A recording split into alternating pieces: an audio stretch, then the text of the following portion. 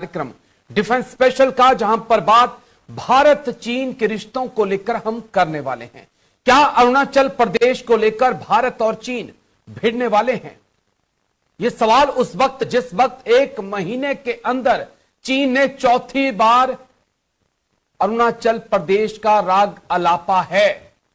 चीन की यह जो बयानबाजी है, क्या सिर्फ एक कोरी बयानबाजी है या फिर बीजिंग के अंदर अरुणाचल को लेकर कोई प्लान काम कर रहा है? इसको समझना होगा, डिकोड आगे करना होगा।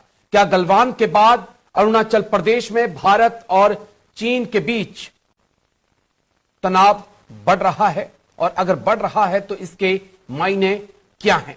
इसको डिकोड करेंगे, एक्सपर्ट हमारे साथ जुड़ेंगे, उनसे समझने की कोशिश करेंगे। लेकिन जिस वक्त भारत चीन आमने सामने हैं, उसी बीच पाकिस्तान के अंदर लगातार बम धमाके हो रहे हैं, लगातार मिलिटेंट अटैक हो रहा है। पाकिस्तान के कल नेवल बेस पर एक अटैक हुआ, लेकिन आज खबर सामने आई कि एक और बड़ा हमला पाकिस्तान के अंदर हुआ है, जहां पर 5 चीनी नागरिकों की मौत हुई है। तो ग्वादर को संभालने निकला चीन, अब बलूच लिबरेशन आर्मी के निशाने पर है। इसको भी आगे डिकोड किया जाएगा। तहरीके तालिबान पाकिस्तान और जिस प्रकार से तालिबान के साथ पाकिस्तान का तनाव चल रहा है, इसका आने वाले वक्त में अंजाम क्या कुछ होगा, इसको भी लेकर हम एक्सपर्ट से बातचीत आगे करेंगे।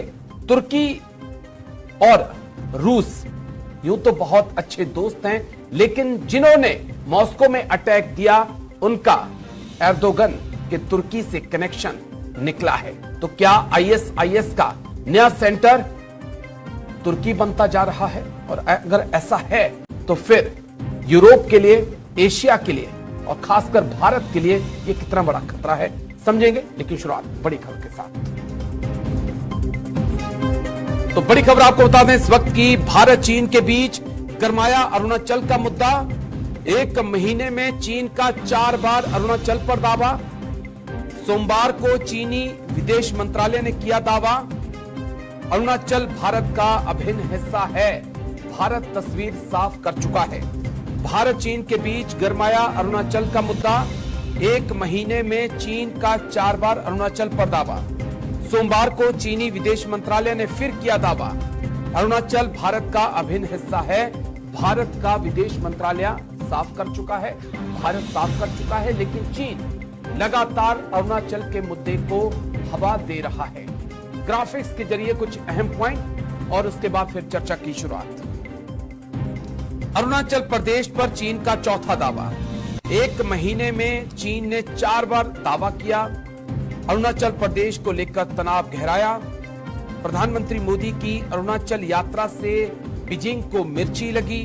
9 मार्च को पीएम मोदी अरुणाचल गए थे। चीन अरुणाचल को बताता है जंगनान। भारत ने 1987 में अरुणाचल पर अवैध कब्जा किया, ये चीन ने आरोप लगाया है। इसको आगे डिकोड हम करेंगे। एलएसी पर बढ़ रहा है तनाव। पूर्वी लद्दाख में अभी भी टेंशन है। एलएसी पर भारत ने सैनिक बढ़ाए हैं, खासकर मिडिल सेक्टर में, जहां पर उत्तराखंड और हिमाचल का बॉर्डर चीन से लगता है। लद्दाख के बाद अरुणाचल पर भी चीन दावा ठोक रहा है। 2022 अरुणाचल के ही हिस्से यांगत्से में एक भारत और चीन के सैनिकों की झड़प हुई थी। चीन कर रहा है जंग की तैयारी और भारत भी अपनी सेनाओं को लगातार मजबूत कर रहा है, सैन्य तैयारियां करने में जुटा हुआ है। आखिर बीजिंग का इरादा क्या है? शी जिनपिंग के दिमाग में चल क्या रहा है? और दोनों पड़ोसी मुल्क क्या 1962 के बाद, 67 के बाद एक बार फिर एक बड़ी जंग की तरफ बढ़ रहे हैं? कई सवाल जिनका जवाब तलाशने की आज हम कोशिश करेंगे। 2 खास मेहमान आज चर्चा में हमारे साथ, मेजर जनरल संजय मैस्टन हमारे साथ जुड़ चुके हैं, जाने माने डिफेंस एक्सपर्ट है। बहुत बहुत शुक्रिया सर। जय हिंद। सबसे पहले शुक्रिया आपने समय दिया। जय हिंद। डॉक्टर महेंद्र सिंह विदेश मामलों के जानकार हैं, बहुत बहुत शुक्रिया डॉक्टर महेंद्र। जय हिंद आपको भी। जी नमस्कार। जय। शुक्रिया सर आप दोनों का। Major general Sanjay Mestan sir, चर्चा की शुरुआत आपके साथ करना चाहूंगा। एक महीने में 4 बार अगर चीन की तरफ से अरुणाचल प्रदेश का मुद्दा उठाया जा रहा है और अरुणाचल प्रदेश पर दावा किया जा रहा है, तो इसका मतलब बीजिंग में क्या कोई प्लानिंग चल रही है, कोई साजिश चल रही है, या महज यह इत्तेफाक है कि अरुणाचल प्रदेश एकदम से हॉट टेबल पे आ चुका है? सर और राजेश, जहां तक मेरे को लगता है, ये एक महीने में 4 बार तो नहीं, मैं बोलूंगा कई साल से चीन अपना दावा कर रहा है अरुणाचल प्रदेश में। और आपको पता है मिडिल ईस्ट सेक्टर में भी और वेस्टर्न सेक्टर जो अक्साई चीन सेक्टर है वो दावा करता रहा है जी। फिलहाल में आप देखिए G20 पिछले साल हुई थी। G20 के पहले थोड़े दिन पहले उन्होंने एक मैप निकाला था जिसमें अरुणाचल को दिखाया था कि वो चीन का हिस्सा है। उससे पहले 2016 में जब इनका प्रेसिडेंट की विजिट हुई थी इंडिया में, उससे पहले भी इन्होंने स्टेटमेंट दिया था कि अरुणाचल हमारा अंग है। उससे पहले आप देखिए वेंकैया नायडू जब वाइस प्रेसिडेंट थे, तो ये कई बार इन्होंने स्टेटमेंट दिए हैं और ये अभी इसका तीव्रता या फ्रीक्वेंसी बढ़ती जा रही है। तो आपका सवाल है ये क्यों हो रहा है? देखिए, पहली बात हमको ये समझना है, चीन के 14 देश के साथ बॉर्डर हैं, 12 देश के साथ रिजॉल्व कर लिए हैं। सिर्फ दो देश हैं, एक हिंदुस्तान और एक जो भूटान है उसके साथ नेपाल ने किया है। हम सबको पता है कि भूटान में हमारा तकरीबन काफी हद तक फॉरेन बैटल्स में कंट्रोल है। हमारी मिलिट्री विंग भी वहां पर थोड़ा सा डिप्लॉय है जिसको हम इम्प्राट बोलते हैं। तो चाइना को पता है कि हमारा होल्ड भूटान में है, और साथ ही अभी prime minister of India Modi साहब भी वहां गए थे। तो ये साफ मैसेजिंग है जी चीन के लिए। और चीन का वहां दूतावास भी नहीं है भूटान में। अब चीन का इंटरेस्ट है इंडिया के खिलाफ और भूटान के खिलाफ, और इसके कई कारण हैं। देखिए, अगर उन्होंने सबके साथ बॉर्डर रिजॉल्व किए हैं तो ये 2 देशों के साथ क्यों नहीं किए हैं? ऑब्वियसली उनका इरादा, बिल्कुल सर, उनका इंटेंट अच्छा नहीं है।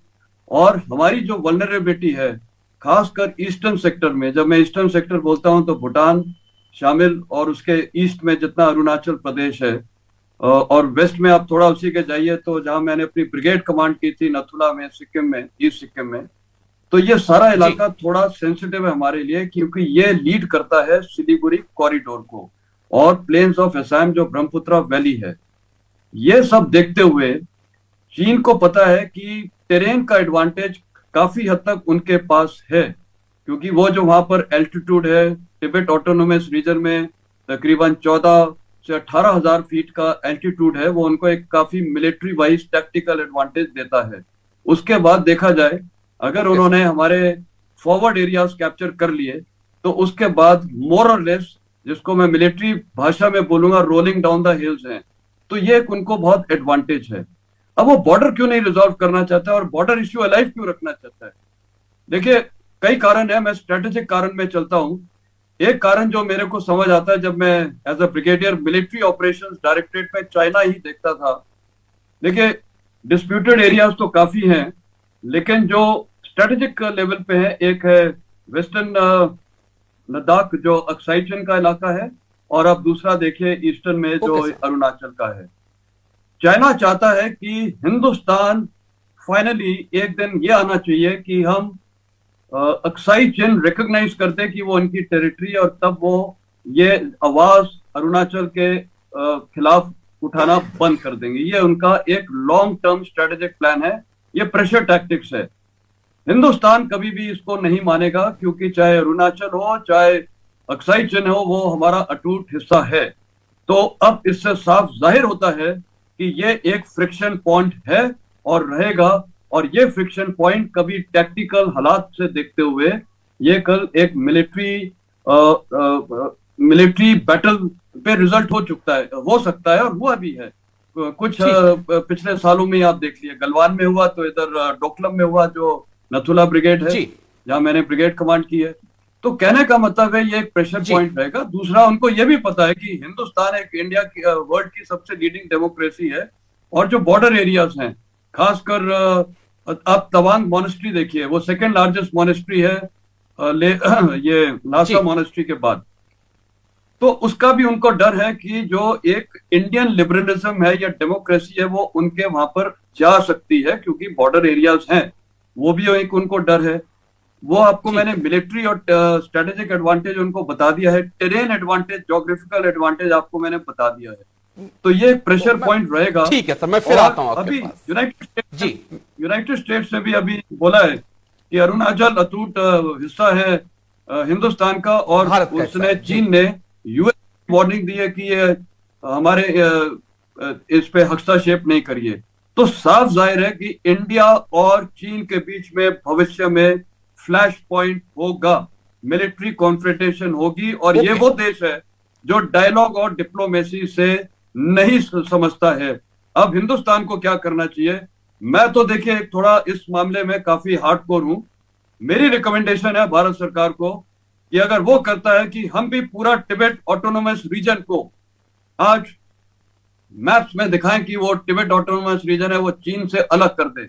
हम क्यों नहीं कर सकते हैं? और पाकिस्तान के साथ भी हम कर सकते हैं। ये जो खैबर पुख्तूनवा है और बलूचिस्तान का इलाका है, क्योंकि ये जो ड्यूरल लाइन ट्रीटी थी, इसको भी ब्रिटिश इंडिया ने साइन किया था। ब्रिटिश इंडिया का रूल नहीं है हिंदुस्तान में मोदी साहब का रूल है, प्राइम मिनिस्टर ऑफ इंडिया। और हमारी जो गवर्नमेंट ऑफ इंडिया को आज हर नक्शे में दिखाना चाहिए कि अफगानिस्तान के साथ ये इलाका जो है खैबर पख्तूनवा और बलूचिस्तान जुड़ा हुआ है। अगर वो अपने मैप्स में कर सकते हैं तो हिंदुस्तान को कौन क्या चीज रोक रही है? हमको भी करना चाहिए। कौन रोक रहा है? देखिए ये दोनों देश डायलॉग डिप्लोमेसी नहीं समझते, ये समझते हैं आर्ट लैंग्वेज।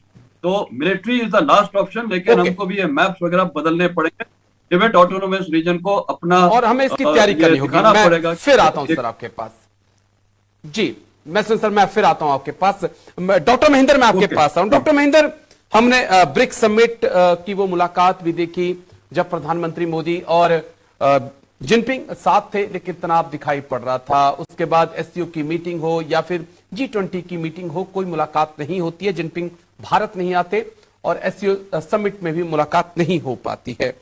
डिप्लोमेटिक लेवल पर कई चीजें सुलझ जाती हैं, लेकिन यहां पर कई बार ऐसा लगता है कि वो बातचीत अब बंद है और चीन लगातार एग्रेसिव हो रहा है और भारत भी उस लिहाज से तैयारियां कर रहा है। किस प्रकार से हम देखें, क्योंकि गलवान के बाद यांगसे होता है और अब अगर अरुणाचल प्रदेश पे चीन का विदेश मंत्रालय लगातार टिप्पणियां कर रहा है तो इसका मतलब शी जिनपिंग की तरफ से कुछ ना कुछ तो इशारा मिला हुआ है।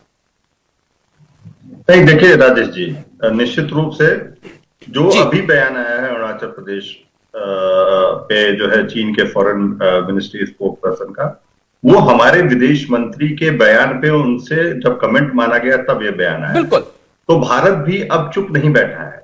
भारत भी, खासकर एस जयशंकर ने जिस तरीके से सिंगापुर में जो है जाके ये बयान दिया कि अरुणाचल हमारा अभिन्न हिस्सा है, तो उसी के रिस्पॉन्स में ये बयान आया। तो भारत भी अब धीरे धीरे जो अपनी कूटनीति है, विदेश नीति है, उसमें एक आप कहें कि आक्रामकता ला रहा है, लेकिन आक्रामक दिखे बिना। खासकर जैसे चीन की वुल्फ वॉरियर डिप्लोमेसी है कि वो आक्रामक है और आक्रामक दिखते हैं। उन्होंने कई बार जो है जो राजनयिक मर्यादाएं रही हैं उनको लांघ दिया है, लेकिन भारत ने ऐसा नहीं किया है। उसके साथ ही अपनी एक आक्रामकता और अस्पष्टवादिता वो बनाए रखा है भारत ने अपनी विदेश नीति में और कूटनीति में। अब निश्चित रूप से जहां बॉर्डर डिस्प्यूट्स की बात है कि ये अनडिमार्केटेड बॉर्डर्स रहे हैं और चीन जिस प्रकार से यूनिलैटरल वायोलेशंस करता आ रहा है हाल के दिनों में, निश्चित रूप से ये भारत की चिंता का विषय है। चीन की रणनीति है कि इस तरीके से वायोलेशंस कर करके धीरे धीरे वो ज्यादा फाइनल एग्रीमेंट के पहले, फाइनल सेटलमेंट के पहले वो ज्यादा से ज्यादा जो है भूमि अपने कब्जे में कर ले। लेकिन भारत ऐसा होने नहीं देगा। भारत को निश्चित रूप से ये कोशिश करनी चाहिए कि जो एक तरफा उल्लंघन किया जा रहा है हमारी सीमाओं का, भारत उसका जवाब दे। और भारत ने खासकर आप देखिए कि जिस तरीके से बॉर्डर्स पे हमने भी इंफ्रास्ट्रक्चर अपने बनाने शुरू कर दिए हैं, मजबूत करने शुरू कर दिए हैं। हमने भी जो अगर वैश्विक मंच है तो खुल के चीन पे दबाव जो है बनाने के लिए तमाम जो है कदम उठाए हैं, चाहे हम क्वाड में भागीदारी की बात हो, चाहे तमाम ऐसे जो है संगठन हैं। हम अब एकदम नहीं झिझक रहे हैं कि कई बार ये प्रश्न उठाया जाता है कि हम अमेरिका के तरफ ज्यादा टिल्ट हो रहे हैं, क्या हम अपनी स्ट्रेटेजिक ऑटोनॉमी को के साथ समझौता कर रहे हैं, लेकिन ऐसा कतई नहीं है। भारत ने साफ कर दिया है कि वो अपने राष्ट्रीय हितों को लेके बहुत सचेत है और वो किसी के साथ भी जिस प्रकार से हमारी लेकिन डॉक्टर महेंद्र जी, अब मैं वही चीज समझना चाहूंगा आपसे। संजय मैस्टन सर ने एक बड़ी अहम बात कही कि अब सचेत हैं, चीन एक्शन करता है, हम उसका रिएक्शन देते हैं। चीन कोई बात कहता है, हम कह देते हैं कि नहीं, अरुणाचल प्रदेश हमारा हिस्सा था, है और रहेगा। लेकिन बात इससे आगे की है सर। बात यह है कि आप क्यों नहीं कहते कि तिब्बत, जब वन इंडिया नहीं मान सकता तो हम क्यों वन चाइना पॉलिसी का समर्थन करें? क्यों नहीं हम कह देते कि तिब्बत आपका हिस्सा नहीं है, ताइवान भी आपका हिस्सा नहीं है, आप जो हांगकांग पे कब्जा किया है वो भी गलत है। क्या मुखर होकर बात करने की जरूरत नहीं है? सर ने तो यहां तक बात कही कि यह भी जरूरी है कि आज हम कहें कि जो बलूचिस्तान का एरिया है वो अब पाकिस्तान का है। क्या इसके बारे में अब भारत सरकार को सोचने की जरूरत है?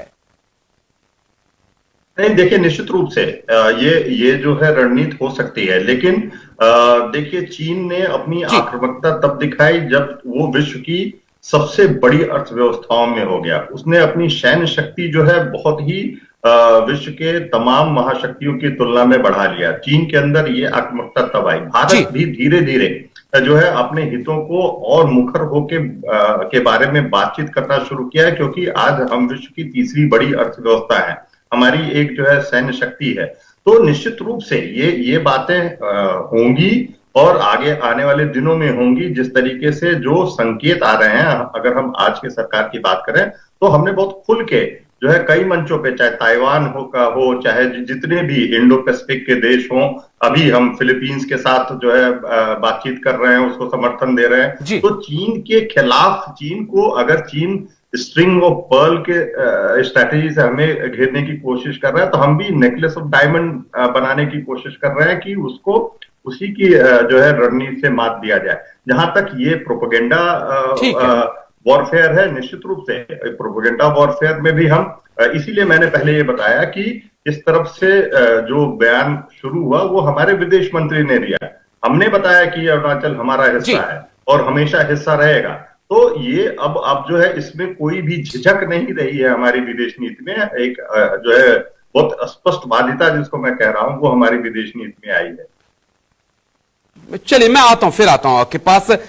Major general Sanjay Mestan sir, 2-3 point military point of view से मैं आपसे समझना चाहूंगा। एक पॉइंट तो ये कि हाल ही में पीएलए के अंदर भी कई गड़बड़ियां देखी गई हैं। जिस प्रकार से रॉकेट फोर्स के तमाम बड़े कमांडर्स को हटा दिया गया, रक्षा मंत्री को हटा दिया गया, फिर अमेरिका की रिपोर्ट भी एक सामने आती है जो कहती है कि पीएलए जो है वो जंग लड़ने लायक नहीं है। फिर पीएलए के ही सेकंड कमांडर है टॉप के जो कहते हैं कि हमें रियल अभ्यास पर, रियल एक्सरसाइज पे जोर देना होगा।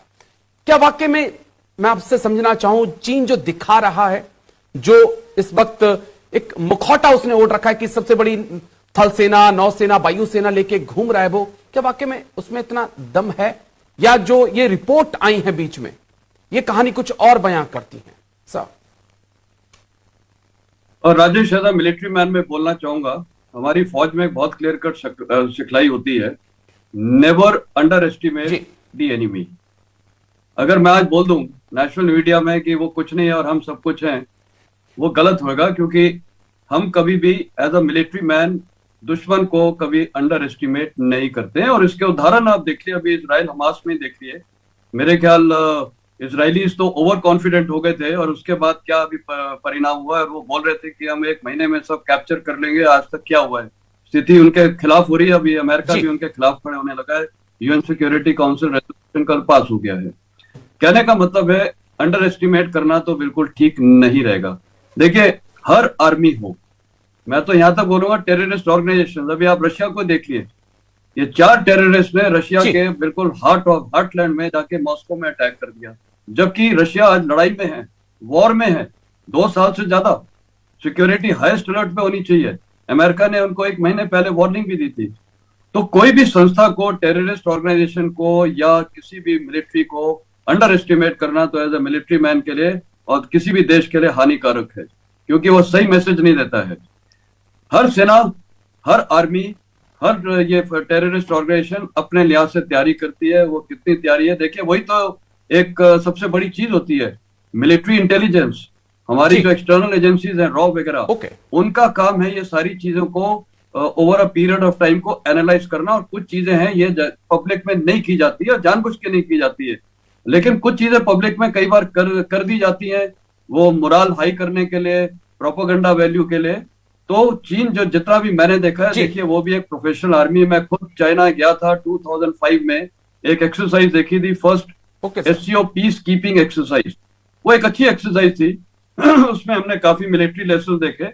और इसी प्रकार हमने इंडिया में डिफेंस अटैचेस के लिए एक्सरसाइज किया था 2006 और 2008 में, बहुत सॉलिड एक्सरसाइज थी।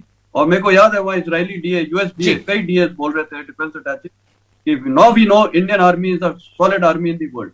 तो देखिए हर आर्मी अपना फायर पावर प्रोपेगेंडा करता है, दिखाता है। तो चीनी आर्मी भी वो है, लेकिन देखिए हर देश में कुछ पॉलिसीज होती है। उनके डिफेंस मिनिस्टर क्यों सैक हुए, उनका फॉरेन मिनिस्टर क्यों सैक हुआ, हमें पता है। उनकी जो रॉकेट फोर्स में आप बता रहे हैं, ये कई बार होता है। हमारे नौसेना में एक बार हुआ था, आपको पता है, एक नेवल चीफ को निकाला गया था। तो ये इंटरनल जो चीजें होती हैं, पाकिस्तान सेना में भी होता है, हर सेना में होता है, आपको यूनाइटेड स्टेट्स में भी पता है। तो वो एक खास मैसेजिंग नहीं देते, तो अंडर एस्टिमेट नहीं करना चाहिए। और देखिए फाइनली रिजल्ट कब आता है लड़ाई के मैदान में। हाँ, मैं इतना बोलना चाहूंगा, अगर कंपैरिजन किया जाए, भारतीय सेना का जो एक अपर हैंड है, सबसे अपर हैंड है, हमारा एक मिलिट्री एक्सपीरियंस है इंसर्जेंसी को हैंडल करने का, और बैटल्स हमने लड़ाइयां लड़ी हैं। चीनी सेना का कई सालों से कोई एक्सपीरियंस नहीं है, ना तो टेररिज्म के खिलाफ। तो उस लिहाज से मैं बोलूंगा हमारा परफॉर्मेंस और हमारी जो वेटेज है उसके बहुत एडवांटेज हैं। टेरेन के लिहाज से, ज्योग्राफिकल उसके लिहाज से उनके पास एडवांटेज है। मैंने आपको बताया वो 18,000 फीट से रोल डाउन करना उनके लिए थोड़ा आसान है। इसीलिए हमारा फोकस रहा है कई सालों से कि वहां जितने भी हम डिफेंसेस ऑक्यूपाई किए, हमारी डिफेंसिव लाइन फर्स्ट ईयर पे, सेकेंड ईयर में और थर्ड ईयर ऑफ डिफेंसेस में स्ट्रॉन्ग डिफेंसिव पोजीशन बन रही हैं। और इसके लिए इंफ्रास्ट्रक्चर डेवलपमेंट हो रहा है, और साथ ही साथ हमारी जो सेना का इंडक्शन बढ़ता जा रहा है, और आर्मर्ड और मैकेनाइज्ड फोर्सेस भी वहां इंडक्ट किए जा रहे हैं जहां पर ये पॉसिबल है। यूएवीज, ड्रोन सब इंडक्ट किया जा रहा है। तो देखिए पाकिस्तान, वो चाइना भी वो कर रहा है, वो बॉर्डर विलेजेस पे वहां पर अभी कैंटोनमेंट टाइप चीजें बनाने का है, वो भी इंफ्रास्ट्रक्चर बढ़ा रहा है। और उनके पास एक और एडवांटेज है, सांगपो रिवर है, जो बाद में जब अरुणाचल में घुसती है वो सियांग रिवर होती है, और उसके बाद वो ब्रह्मपुत्रा हो जाती है। वो रिवर कंट्रोल भी उनके पास है, वाटर कंट्रोल, वहां पर वो डैम वगैरह बना रहे हैं। तो ये कई चीजें हैं जो किसी चीज में हमारा पलड़ा भारी है, किसी में उनका भारी है। लेकिन ओवरऑल देखा जाए तो मैं बोलूंगा कि एक ही स्टेटमेंट पे इसको एंड करूंगा, किसी भी दुश्मन को अंडर एस्टिमेट नहीं करते हैं। और एज अ मिलिट्री मैन हम ये बोलते हैं कि अपने बारे में हमें कम पता होना चाहिए, जबकि दुश्मन के बारे में ज्यादा जानकारी होनी चाहिए। और यहाँ मैं बोलना चाहूंगा कि चाइनीज की काफी चीजें हमें पता नहीं चलती है। एक तो भाषा का प्रॉब्लम है, और दूसरा हमारा रोड्स, मतलब रोड्स नहीं, जो एक इंटेलिजेंस नेटवर्किंग है वो शायद इतनी अच्छी नहीं है। ये यहाँ तो उसमें कोई डाउट ही नहीं है। लेकिन over a period of time हमारे को जितनी भी ज्यादा इंटेलिजेंस मिलती है वो अमेरिका के थ्रू मिलती है। तो इट इज हाई टाइम कि हमारी जो इंटेलिजेंस सोर्सेज है, मिलिट्री और रॉ वगैरह, वो थोड़ा हमारे को विस्तार से वहां फैलाव करना पड़ेगा, क्योंकि ये इंटेलिजेंस ही वो चीज है जो लीडरशिप का मोरल, वहां की फिर आता हूं सर, एक बार मैं फिर आता हूं आपके पास। जी सर मैं आता हूं आपके पास। लेकिन डॉक्टर महेंद्र, हाल ही में शी जिनपिंग का एक बयान भी बहुत सुर्खियों में रहा, जहां पे उन्होंने अपनी नेवल फोर्सेस को कहा कि ब्लू वाटर वॉर के लिए आप तैयार रही है। उसके बाद हम देख रहे हैं फिलीपींस के साथ तनाव है, जापान एक अलग तैयारी में जुटा हुआ है, जो कभी पीस फोर्सेस हुआ करती थी वो भी अब एग्रेसिव हो रही हैं। ताइवान पर हाल ही में खबर आई कि ताइवान के चारों तरफ एक बार फिर से चीन के 5 से 6 वॉरशिप जो है लगातार गश्त कर रहे हैं। उनकी जो चीन की वायुसेना है वो लगातार ताइवान की वायु सीमा का उल्लंघन कर रही है। यहां भारत के साथ तनाव है। क्या हम देखेंगे कि क्या वाकई में शी जिनपिंग के मन में आगे बढ़ने का प्लान है? अगली बार राष्ट्रपति चुनाव जाने से पहले वो जनता को ताइवान, जापान या हिंदुस्तान के साथ भिड़कर ये दिखाना चाहते हैं कि वाकई में वो एक मजबूत राष्ट्रपति हैं या कुछ और, या सिर्फ एक दिखावा है? डॉक्टर महेंद्र। नहीं, देखिए, निश्चित रूप से चीन जो है ये अपने आप को एक वैश्विक महाशक्ति के रूप में, एक वर्ल्ड सुपर पावर के रूप में एक स्थापित करने की कोशिश कर रहा है। और चीन ने जो है, खासकर अगर आप देखें तो हिंद प्रशांत क्षेत्र में जो है अपना दबदबा बनाने की कोशिश कर रहा है। उसके अलावा अपने पड़ोसियों को वो अनसेटल करके, अननर्व करके रखना चाहता है। चीन और भारत, खासकर चीन को ऐसा लगता है कि भारत ही उसके लिए एक चुनौती बन सकता है उसकी महाशक्ति बनने की आकांक्षाओं के बीच। और क्योंकि जो है चीन को यह भी लगता है कि अमेरिका भारत का इस्तेमाल करके चीन की प्रगति को, चीन के जो है महत्वाकांक्षा को रोकना चाहता है। तो देखिए, ये सारी जो बातें हैं ये साफ इशारा कर रही हैं कि चीन ने जो एक आक्रामकता, और जो एक और सबसे महत्वपूर्ण बात, खासकर कोविड-19 की महामारी के बाद जिस तरीके से चीन की जो एक वैश्विक जो है एक ग्लोबल इमेज थी, उसको भारी नुकसान हुआ। और ऐसे में चीन जो है उसको इस आक्रामकता के साथ ढकने की कोशिश कर रहा है अपने आप को। उसकी अर्थव्यवस्था जो बहुत ही मंदी के दौर से गुजर रही है, उसको जो है वो उससे ध्यान हटाने की कोशिश कर रहा है। जो शी जिनपिंग का वहां के लोगों के बीच जो पब्लिक ओपिनियन है, जो वो कम हो रहा है, उसको उससे ध्यान हटाने की कोशिश कर रहा है। तो ये सारी बातें मिलकर उसमें एक आक्रामकता लाती हैं।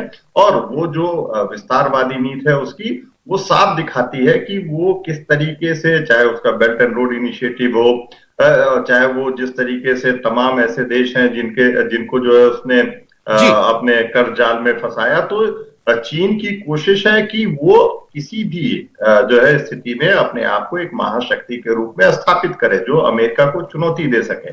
और इसके अलावा चीन, क्योंकि उसका ये मानना है कि वो एक वैकल्पिक कहें राजनीतिक व्यवस्था देने की कोशिश करता है, एक ऑल्टरनेटिव जो है पॉलिटिकल स्ट्रक्चर, जिसकी एक वैकल्पिक विचारधारा है, और वो सोवियत संघ का स्थान लेने की कोशिश कर रहा है। खासकर ऐसे समय में जब अमेरिका जो है कहता है कि नहीं, पूरा विश्व और जो है जो लोकतांत्रिक मूल्य है उस पर संचालित होना चाहिए। तो एक तरफ जहां बाकी देश जो है, खासकर पश्चिमी देश और भारत और जापान, साउथ कोरिया, जहां हम जो है एक रूल बेस्ड वर्ल्ड ऑर्डर की बात करते हैं, वहीं चीन जो है इसके जो एक लोकतांत्रिक मूल्यों पे आधारित हो, जो स्वतंत्रता और स्वायत्तता पे आधारित हो, चीन उसके विपरीत अपनी एक विचारधारा है उसको स्थापित करने की कोशिश कर रहा है। चलिए सर, माफी चाहूंगा, एक छोटे से ब्रेक के लिए मुझे रुकना होगा। ब्रेक के उस पार सीधा संजय मैस्टन सर मैं आपके पास आ रहा हूं, क्योंकि तालिबान के बाद टीटीपी और बलूच लिबरेशन आर्मी ने जनरल मुनीर की फौज की नाक में दम कर दिया है। लेकिन खतरा चीन के नागरिकों पर भी है, क्योंकि 5 चीनियों की आज मौत हुई है आतंकी हमले में। इसको समझेंगे, लेकिन पहले एक छोटा सा बात, फिर सीधा एक्सपर्ट्स के पास। तो बड़ी खबर आपको बता दें, पाकिस्तान के खैबर पख्तूनवा में आतंकी हमले में 5 चीनी नागरिकों की मौत। सोमवार को पाक नौसेना के एयरबेस पे हमला हुआ था। वहां पर खबर है कि 12 नौसैनिकों की मौत हुई थी, 4 आतंकी बाद में ढेर कर दिए गए। ये बलूच लिबरेशन आर्मी ने कहा। पाकिस्तान के खैबर पख्तूनवा में आत्मघाती हमले में 5 चीनी नागरिकों की मौत। सोमवार को पाक नौसेना के एयरबेस पे हमला हुआ था। 12 नौसैनिकों की मौत की खबर और 4 आतंकी भी वहां पर ढेर हुए। जल्दी से ग्राफिक्स प्ले कर दीजिए, उसके बाद फिर एक्सपर्ट्स के पास हम चलते हैं। पाक नौसेना बेस पर आतंकी हमला, तुर्बत नेवल बेस पर आतंकी हमला हुआ। पाक का दूसरा सबसे बड़ा नेवल बेस है। बलूच लिबरेशन आर्मी ने ली जिम्मेदारी। चीन के निवेश का विरोध कर रहा है बलूच लिबरेशन आर्मी। बीएलए का 7 दिन में पाक पर एक दूसरा बड़ा हमला है। इससे पहले मिलिट्री इंटेलिजेंस के हेडक्वार्टर पर भी बीएलए ने हमला किया था। लेकिन बलूच लिबरेशन आर्मी के निशाने पर चीन क्यों है? ग्वादर पर चीनी कब्जे से नाराज लोग, बलूचिस्तान के संसाधनों पर चीनी कब्जा, स्थानीय लोगों का कारोबार खत्म किया चीन ने। स्थानीय लोगों से ताकतवर वहां पर चीनी हुए। अब चीनियों को निशाना बना रही है बलूच लिबरेशन आर्मी। चीनी नागरिकों के लिए अलग प्रोटेक्शन यूनिट भी बनाई गई है, लेकिन वो काम करती हुई दिखाई नहीं पड़ रही है। Major general Sanjay Mestan sir, मुझे याद है कि आप अफगानिस्तान में भी लंबा सर्व कर चुके हैं सर, और मुझे लगता है कि इस मुद्दे को आप बहुत अच्छे तरीके से समझा पाएंगे। हो क्या रहा है सर? एक तरफ ईरान सर्जिकल स्ट्राइक पाकिस्तान में कर देता है, तालिबान घुसकर मारता है, वहां पर पाक एयर स्ट्राइक करता है, पूरी तालिबान की फौज आ जाती है और लगातार कई पोस्टों को बर्बाद कर दिया जाता है। दूसरी तरफ बलूच लिबरेशन आर्मी जो है वो एक नया मोर्चा खोल देती है। यानी कि क्या होने वाला है और क्या हो रहा है पाकिस्तान के अंदर, उस देश के अंदर जिसने जिहादियों को पैदा किया? बहुत अच्छा सवाल, क्या हो रहा है और क्या होने वाला है। और आपने एक अभी एंड में ये भी बोला कि जिन्होंने वो पैदा किया था, बिल्कुल पाकिस्तान ने सारे टेररिस्ट को तो पैदा किया, सांप को उसने लेके आया, अब वही सांप उसको डस रहा है और वो सांप अभी नए रूप में उभर के आ रहा है, चाहे वो बीएलए ले लो या जो भी ले लो, अब ये सब इनके खिलाफ हो गए हैं। आज की तारीख में पाकिस्तान सेना, जिसको जनरल जियाउल हक ने ये टेररिज्म का ये लॉन्च किया था जब ये रूसी फोर्स वहां से निकल रही थी, और उसके बाद उन्होंने हिंदुस्तान के खिलाफ चालू कर दिया था, और उसका उस समय स्टेटेड मकसद था कि पाकिस्तान सेना में और पाकिस्तान देश में रेडिकलिज्म लेके आओ, इस्लामाइजेशन लेके आइए, तो जिससे वहां लोग बिल्कुल कट्टर बन जाए, और वही कट्टरपन आज उनको खा रहा है। और आज जब आपने बोला, मैं जब अफगानिस्तान में था, मेरे को वहां पाकिस्तान के कई लोग मिलते थे जो अफगानियों को बोलते थे कि हम पाकिस्तानी नहीं है, हम हिंदुस्तानी है, दिखने में तो हम एक ही हैं।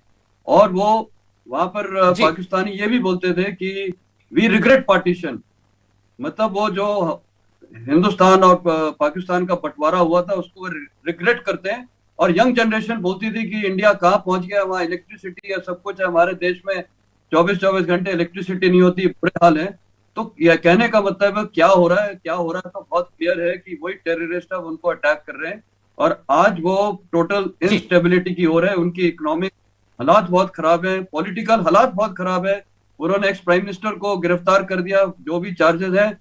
वहां के लोगों ने आर्मी कोर कमांडर और आर्मी के बेसिस पे अटैक किया है, ये पहली बार हुआ है पाकिस्तान की हिस्ट्री में। तो क्या हो रहा है, तो ये तो सब हमको साफ दिख रहा है, लोग वहां पर नाराज हो चुके हैं। अब बलूची क्यों नाराज हैं? देखिए, बलूचिस्तान सबसे बड़ा प्रोविंस है और वो सबसे रिचेस्ट प्रोविंस है नेचुरल रिसोर्सेज के लिहाज से। वहां के जो लोगों को डिस्प्लेस कर दिया है, और ये इसमें शामिल कौन है? चीन। और चीन अभी कहां पर एक और वो घुसपैठ कर रहा है, घुसपैठ मतलब मैं ये बोलूंगा इंटरेस्ट दिखा रहा है वो अफगानिस्तान में। वो मैंने शायद आपके प्रोग्राम में पिछली बार बताया भी था। चाइना का इकोनॉमिक इंटरेस्ट है, मिलिट्री इंटरेस्ट है, और जैसे अभी इन्होंने बताया था आपके दूसरे पैनलिस्ट ने बड़ा अच्छा कि वो जो BRI इनिशिएटिव चल रहा है, ये सारी हरकत वो वहां की तरफ चल रही है। और जो सिपेक है, यही सिपेक अब इनको भारी पड़ेगा, ये कॉस्ट प्रोहिबिटिव होने वाला है, क्योंकि अगर आप वहां लोकल लोगों को डिस्प्लेस करोगे, वहां का लैंड लेके और वहां पर वो बेस बनाओगे ग्वादर में, और वहां लोकल जो बलूचीज हैं उनको बिल्कुल उधेड़ खड़े के आपने डाल दिया, वो कहाँ जाएंगे? उनके पास कोई ऑप्शन नहीं है। और जिस प्रकार पाकिस्तान सेना, पाकिस्तान की फ्रंटियर फोर्स ने वहां के लोगों को तकलीफ दी है, मैं आपको बता रहा हूँ, मेरे को कई बलूची मिले थे अफगानिस्तान में, बोलते थे कि ये लोग को हेलीकॉप्टर में ले जाके बेचारे बलूचीज को और हेलीकॉप्टर से फेंकते थे, मतलब ऐसी बुरी मौत वहां के लोगों को वो देते थे। तो ये जब इतना अत्याचार करेगी वहां की सेना, तो नेचुरल है कि वहां के लोगों में रिजेंटमेंट, रिबेलियन आएगा, और ये सब वहां पर निकल के आ रहा है। जो पाकिस्तान, ये जो बलूचीज को वहां पर उन्होंने तंग किया है, और अगर आप हिस्ट्री में जाएं, बलूचिस्तान कभी पाकिस्तान के साथ तो होना नहीं चाहता था, वो तो हिंदुस्तान के साथ आना चाहता था। तो आज की तारीख में अभी ये होने वाला है कि जो खैबर पख्तूनवा है, जो अटैक्स हो रहे हैं, और बलूचिस्तान में TTP भी वहां कर रहा है, साफ जाहिर है ये पाकिस्तान, ये ग्रेटर अफगानिस्तान की तरफ और बढ़ रहा है। पाकिस्तान श्रिंक होकर सिर्फ पाकिस्तान पंजाब बचेगा, और वो सिंध भी मेरे ख्याल टूट जाएगा। तो कहने का मतलब है ये क्या हो रहा है और होने वाला क्या, मैं आपको आज बता रहा हूँ क्या होने वाला है। ये ज्वाइन हो जाएंगे Khyber Pakhtunkhwa and Balochistan with greater Afghanistan. हो सकता है कि अफगानिस्तान के हालात, ये जो तालिबान बैठा हुआ है वो अभी शायद चेंज हो जाए, क्योंकि वो रियलाइज कर रहे हैं कि बिना वर्ल्ड फंडिंग के, बिना वर्ल्ड सपोर्ट में, और इम्पोर्टेंट देश हैं जैसे हिंदुस्तान है या अमेरिका है या वेस्टर्न देश है, रशिया है, ये सब उसको, और मैंने आपको बताया था 4.1 trillion dollars worth mineral resources हैं आज की तारीख में अफगानिस्तान के पास। जी। अफगानिस्तान दुबई बन सकता है, तो अगर वहाँ तालिबान की जो सरकार है वो उसको समझे। लेकिन जो टीटीपी है और ये जो अभी ये आईएसके भी है जो वहां पर बैठा हुआ है, ये कहाँ से किधर अटैक कर रहे हैं? कोई टर्की में अटैक कर रहा है, कोई ईरान में कर रहा है, कोई रशिया में कर रहा है, कोई सेंट्रल एशियन रिपब्लिक के थ्रू ये मॉस्को में अटैक कर रहा है। मतलब कहने का मतलब ये ठीक है है सर। कि जो एफ एफ पैक रीजन है ये बिल्कुल इनस्टेबल हो गया है, और ये हिंदुस्तान के लिए भी एक, अभी हमारे पास इलेक्शंस आने वाले हैं, ये मैं जी। बोलूंगा गंभीर समय है हिंदुस्तान के लिए। जो रशिया में हुआ है, मॉस्को में हुआ है, हिंदुस्तान में हमारी पूरी सिक्योरिटी एजेंसीज को अलर्ट पे रहना चाहिए, क्योंकि इन लोग का तो मुद्दा ये रहेगा कि कहीं टेररिस्ट अटैक करो और बिल्कुल सर। गदर करो। तो मेरे ख्याल जो हाइलाइट्स में आओ। हिंदुस्तान चलिए की मैं सरकार एक पॉइंट लेके और आऊंगा सर आपके पास। एक सवाल मेरे पास और अहम है, वो लेके आऊंगा क्योंकि समय थोड़ा सा लगातार कम होता जा रहा है। डॉक्टर महेंद्र, मैं आपके पास आ रहा हूं। डॉक्टर महेंद्र, ग्वादर में लगातार चीनियों को निशाना बनाया जा रहा है। लोग कह रहे हैं कि हालात ऐसे हैं कि जो स्थानीय लोग हैं वो वहां पे मछली तक नहीं पकड़ सकते। मछली तक पकड़ने का अधिकार जो है पाकिस्तान ने शी जिनपिंग को दे दिया है। लोग क्या करेंगे, कैसे खाएंगे? वो कह रहे हैं कि हमारे तो आने वाली जनरेशन के ऊपर सवाल खड़े हो गए कि हम उन्हें पालेंगे कैसे। डॉक्टर महेंद्र। हाँ, देखिए राजेश जी, जो इस समय बलूचिस्तान या खैबर पख्तूनख्वा में हो रहा है वो वही हालत जो है पीओके में भी है। जो चीनी जी। कंपनीज जो काम कर रही हैं वो एक तरीके से आप कहें कि नियो कॉलोनियलिज्म है, नव उपनिवेशवाद है। जी। और वहां पे जो स्थानीय लोग हैं उनका बहुत ज्यादा जो है शोषण किया जा रहा है, और यही प्रमुख वजह है कि ठीक वहां सर। एक तरीके से एक विद्रोह की हालत बनी हुई है। अगर आप ग्वादर, निश्चित रूप से पूरा का पूरा जो सीपेक है वो बलूचिस्तान से जाके और जो है वो पास होता है, जहां पे बहुत ही जो है सक्रिय रूप से चीनी कंपनीज काम कर रही हैं। चीनी सेना जो है उसको सपोर्ट कर रही है। लेकिन वहां पे जो विद्रोह है उसका ऐतिहासिक कारण भी है। जिस तरीके से उस पूरे क्षेत्र का एक तरीके से आप कहें जो पूर्वी पाकिस्तान में हालात होते थे बांग्लादेश के बनने के पहले, वह वो हालात जो है जी। आर्थिक रूप से उस क्षेत्र का शोषण किया गया। और वो क्षेत्र केवल पाकिस्तान जो है उसका प्रतिनिधित्व, पाकिस्तान की सेना हो चाहे पाकिस्तान की राजनीतिक सत्ता हो, उस क्षेत्र को कभी प्रतिनिधित्व नहीं मिला। जो डोमिनेशन रहा वो हमेशा पंजाब और सिंध का रहा। तो एक क्षेत्रीय असमानता, जो रीजनल इम्बैलेंस था, वो भी एक प्रमुख कारण है जो इन विद्रोहों को समर्थन दे रहा है, जिसकी वजह से चाहे बलूच लिबरेशन आर्मी हो चाहे टीटीपी हो, ये सारे जो आतंकी संगठन हैं या विद्रोही ठीक संगठन सर। हैं, इनको लोगों में सपोर्ट इसी वजह से मिल रहा है क्योंकि ये सब पाकिस्तानी सेना के शोषण के खिलाफ एक हो गए हैं। और ये पूरा का पूरा क्षेत्र एक जो है अस्थिरता का क्षेत्र बन गया है, और जिसकी वजह से जो है ये जी बार बार, और जिस सर, तरीके बस से मेरे पास थोड़ा सा समय का खासकर अभाव है। डॉक्टर महेंद्र, माफी चाहूंगा। बस एक आखिरी point. Major general Sanjay Mestan sir, दुनिया की टॉप 10 आर्मी में पाकिस्तान की सेना आती है, लेकिन जनरल मुनीर के आर्मी चीफ बनने के बाद हमने कई बार देखा है कि आतंकी हमले तो बड़े हैं, लेकिन पाकिस्तान आर्मी के सरेंडर करने के भी फाटा में कई वीडियो सामने आए हैं। किस प्रकार से हम देखें इस वक्त जनरल मुनीर और पाकिस्तान आर्मी के रोल को? सेव कर पाएंगे पाकिस्तान को? रोल बहुत क्लियर है। सर। हाँ, रोल बहुत साफ है। उनका लीडरशिप फेलियर है, सेना का मोराल लो है। और मेरे को याद है जब मैं वहाँ अफगानिस्तान में भी था, फ्रंटियर फोर्स जो है उनकी कोई वहां पर बलूचिस्तान में नौकरी नहीं करना चाहता था, वहां इतना अनाउंसेस देने के बाद। तो चाहे वो मुनीर हो या बाजवा हो या कियानी हो, ये सब इनकी लीडरशिप, ये सेल्फ इंटरेस्ट रहा है इनका। अनलाइक इंडियन आर्मी में जहां हम लोग अपने जवानों के साथ रहते हैं, उनके साथ लड़ते हैं। और मेरे बार बार हिंदुस्तान में बोलता हूँ, मेरी पलटन जो 13 मार हमारे, तो आखिरी में जब लड़ाई में हम जाते हैं बोलते हैं बोलो हिंदुस्तान की जय। तो आपको आवाज आ रही है?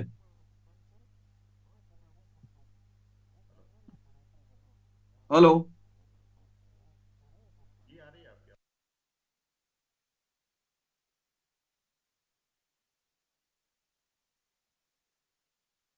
महेंद्र जी, आपका बहुत बहुत शुक्रिया। समय का थोड़ा सा अभाव है, माफी चाहूंगा आप दोनों से, लेकिन शुक्रिया आपका। तो डिफेंस स्पेशल में आज मेरे साथ इतना ही। वक्त छोटे से ब्रेक का, ब्रेक के उस पार ग्लोबल ब्रेकिंग के जरिए दुनिया भर की तमाम बड़ी खबरों पर एक नजर। छोटा सा ब्रेक।